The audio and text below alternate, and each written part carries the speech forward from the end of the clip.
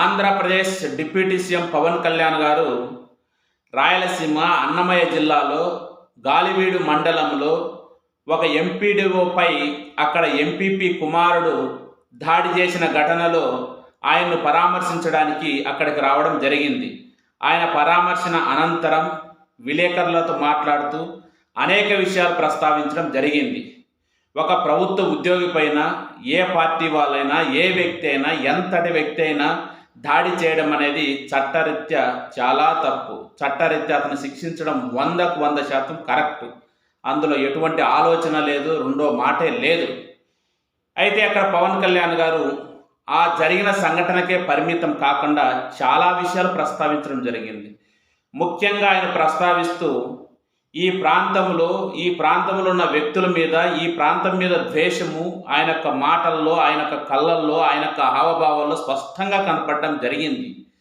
ఆయన మాట్లాడిన మాటల్లో ఈ ప్రాంతంలో ఉన్నటువంటి వ్యక్తులు రాజకీయంగా ఓడిపోయినా కూడా వాళ్ళు ఇంకా అహంకారం తగ్గలేదు, వాళ్ళలో ఇంకా పొగరపోలేదు.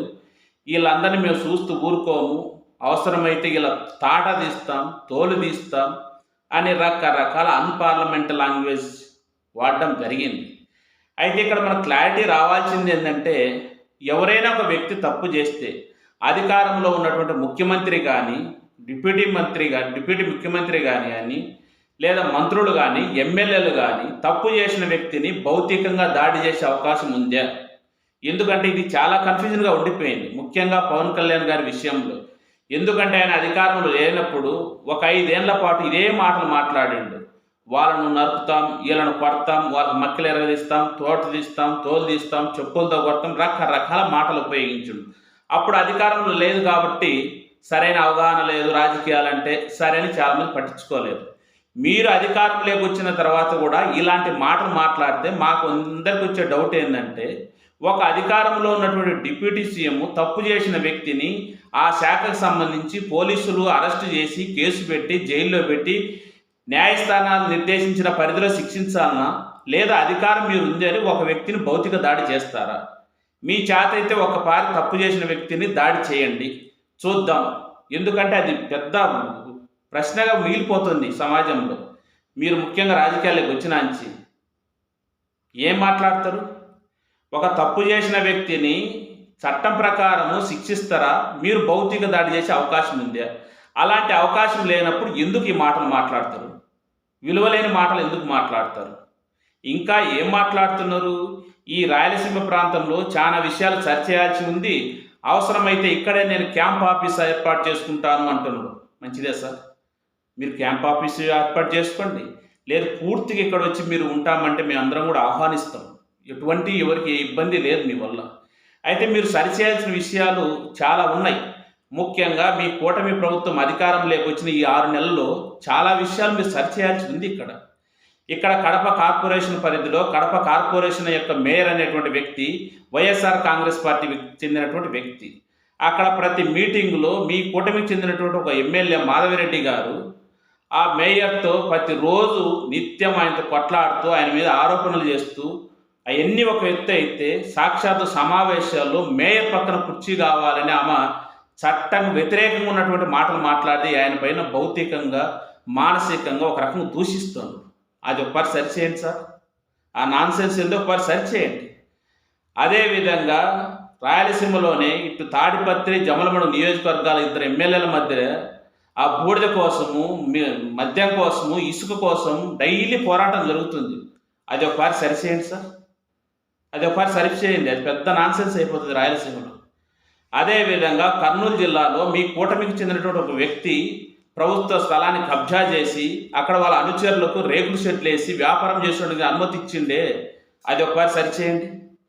అదేవిధంగా కడప జిల్లాలోని మీ కూటమికి చెందినటువంటి కమలాపురం నియోజకవర్గానికి చెందినటువంటి 3-4 బడా నేతలు నాటు సారా కాంచుతూ ఆ సారాను మీ ప్రభుత్వం అమ్ముతున్నటువంటి మద్యంలో కల్తీ చేసి ఇదే మంచి మద్యం అని రాయలసీమ ప్రాంత ప్రజల యొక్క ఆరోగ్యాన్ని దెబ్బ కొడుతున్నారే, అది ఒకసారి సరిచేయండి. రాయలసీమ ప్రాంతంలో ఎవరు కూడా బెల్ట్ షాపులు కావాలని కోరుకోలేదే. మీరు అధికారంలోకి వచ్చిన తర్వాత విచ్చలవిడిగా బెల్ట్ షాపులు పెడుతున్నారే, అవి ఒకసారి సరిచేయండి. ముఖ్యంగా చిత్తూరు జిల్లాలో మీ పార్టీకి చెందిన తిరుపతి ఇన్ఛార్జి ఒక ఆయన ఉన్నాడు, జనసేన నాయకుడు. ఆయన ఏ ప్రజాప్రతినిధి కాదు, కనీసం ఎమ్మెల్యే కూడా పోటీ చేయలే. ఆయన రికమెండేషన్తో పవిత్రమైన తిరుమల శ్రీవారి యొక్క దర్శనాలకు రికమెండేషన్ చేస్తుండే అవి ఎట్టా చెల్లుబాటు అవుతాయి? అవి ఒకసారి సరిచేయండి సార్. అవన్నీ సరిచేయడానికి మీరు రాయలసీమ ప్రాంతంలో వచ్చి ఉంటామంటే ఎవరికి ఏ ఇబ్బంది లేదు. ఎందుకంటే దేవుడి దయల్లా మా రాజశేఖర రెడ్డి గారు కడపలో స్టేట్ గెస్ట్ హౌస్ అనేది అన్ని వసతులతో బ్రహ్మాండంగా కట్టింది. వచ్చి ఆడ ఉండండి. లేదంటే ఎక్కడన్నా ఒక ఏరియా చూసుకొని సెలెక్ట్ చేసుకోండి. ఎవరో ఒకరు స్థలం ఇస్తారు, కట్టుకొని ఇంట్లో మీరు ఉండండి. మీ యొక్క భావన ఏంది? మీరు మాత్రం ఇక్కడ ఉంటే రాయలసీమలో పరిస్థితులన్నీ చక్కబడతాయని, లేదు రాయలసీమలో ఈ యొక్క లా అండ్ ఆర్డర్ కంట్రోల్ ఉంటుందని మీరు కనుక భావించే అవకాశం ఉంటే వచ్చి ఇక్కడే ఉండండి. మాకు కూడా సంతోషమే. ఇప్పుడు అమరావతిలోనే ముఖ్యమంత్రి, డిప్యూటీ ముఖ్యమంత్రి ఇద్దరు అక్కడ ఎందుకు? ఒకరు ఇక్కడ ఉండండి, మాకు మంచిదే కదా. మీరు ఎటు అధికారంలో వచ్చినప్పుడు మీరు కానీ మీ భాగస్వామిగా ఉన్నట్టు చంద్రబాబు నాయుడు గారు కానీ రాయలసీమకు ఏ రోజు ఏం చేసింది లేదే. కనీసం డిప్యూటీ ముఖ్యమంత్రి మా ప్రాంతంలో ఉండాలని మేము సంతోషపడతాం. చేయండి సార్ పని, ఇవన్నీ సరి చేయండి, మేము వద్దని లేదే. దేనికి సార్ మీకు ద్వేషము? కేవలం ఒక కుటుంబం మీద ద్వేషంతో, ఒక వ్యక్తి మీద ద్వేషంతో, ఒక ప్రాంతం మీద ద్వేషంతో, ఒక సామాజిక వర్గం మీద ద్వేషంతో నరాన ద్వేషం నింపుకొని మాటల్లో పైకి మాట్లాడుతుంటే అప్పుడప్పుడు ఆ తప్పుల్లో కనపడుతుంది మీ ద్వేషము. మీ కళ్ళల్లో, మీ హావభావాల్లో, మీ మాటల్లో రాయలసీమ ప్రాంతంపై ఎంత విద్వేషం అనేది స్పష్టంగా కనపడుతుంది.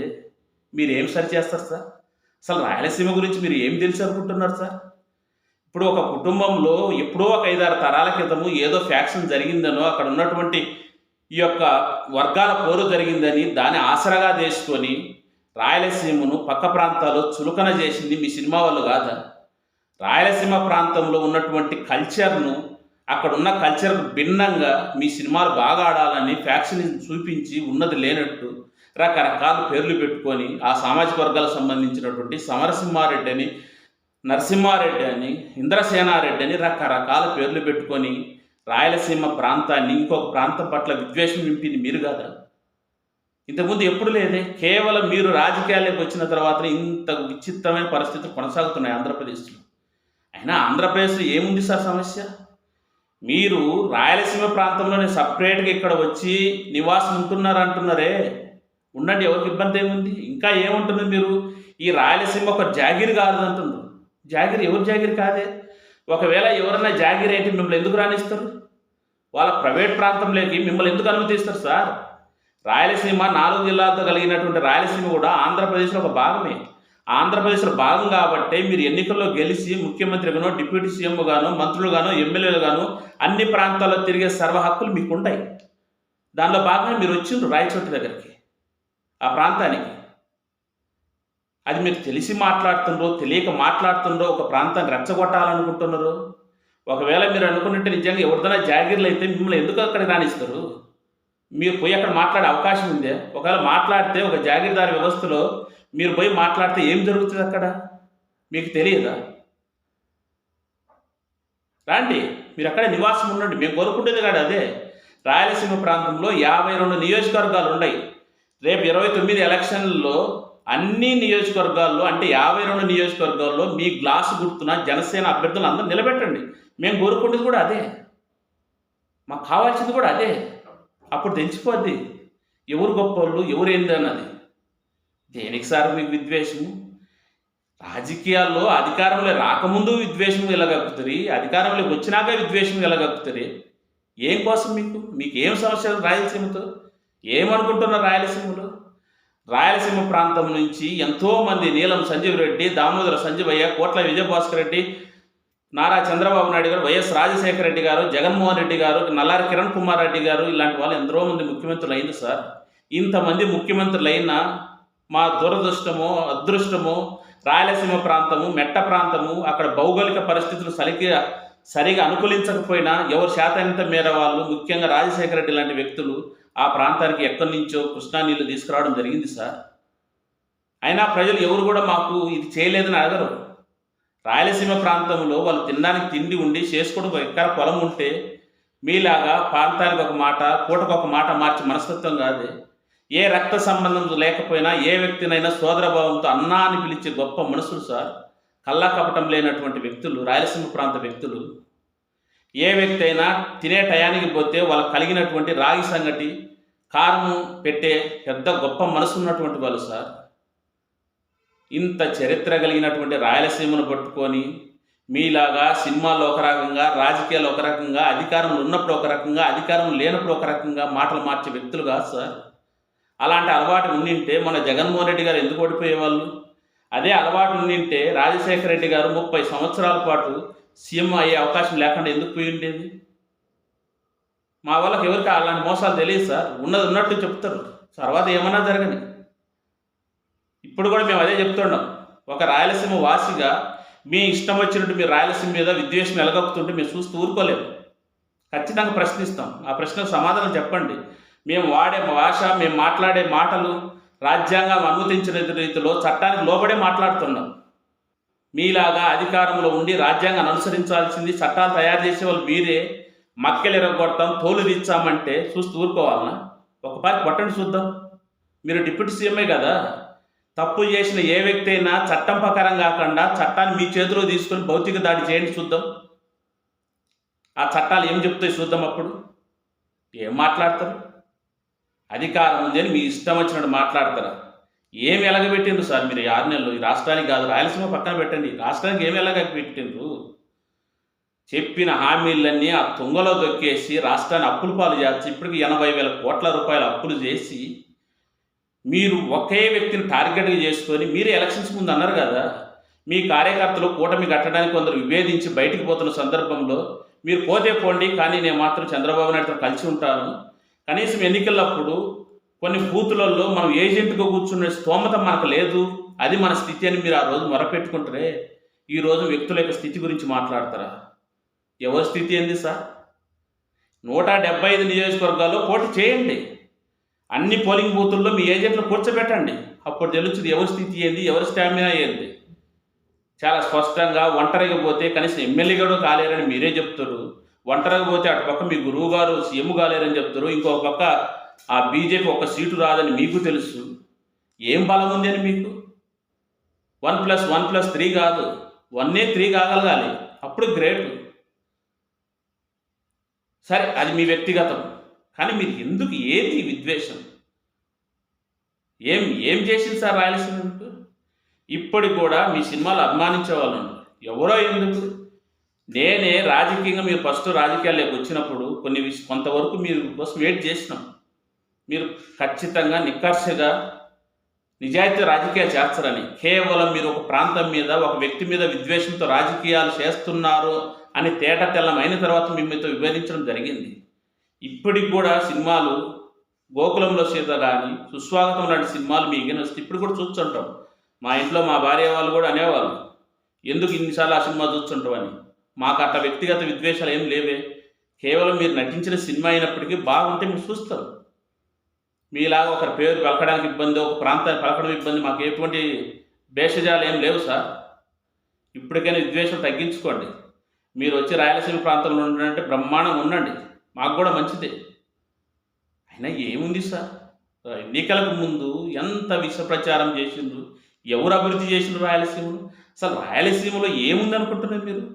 ఎప్పుడో తరాల్లో, ఎప్పుడో దశాబ్దాల కింద జరిగినటువంటి ఫ్యాక్షనిజాన్ని, గ్రూపులను ఇప్పుడు ఆపాదించుకొని ఇప్పుడున్న వ్యక్తులను విలన్లకు చిత్రీకరిస్తారా?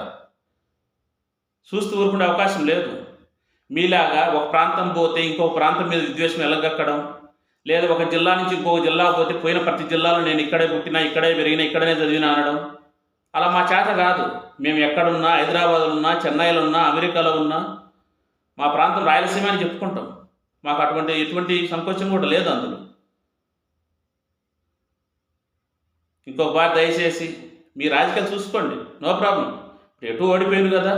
మీరు విద్వేషం ఎలగొక్కుతున్న వ్యక్తి అధికారం లేడు కదా, ఆ పార్టీ అధికారం లేదు కదా, చట్టం మీ చేతుల్లో ఉంది కదా, అధికారం మీ చేతిలో ఉంది కదా. తప్పు చేసిన ఎవరైనా శిక్షించండి. కానీ వ్యక్తిగత విద్వేషాన్ని ప్రదర్శిస్తాం, మీ ఇష్టం వచ్చినట్టు మాట్లాడితే అది మీకే ఇబ్బంది అయింది. గుర్తుపెట్టుకోండి.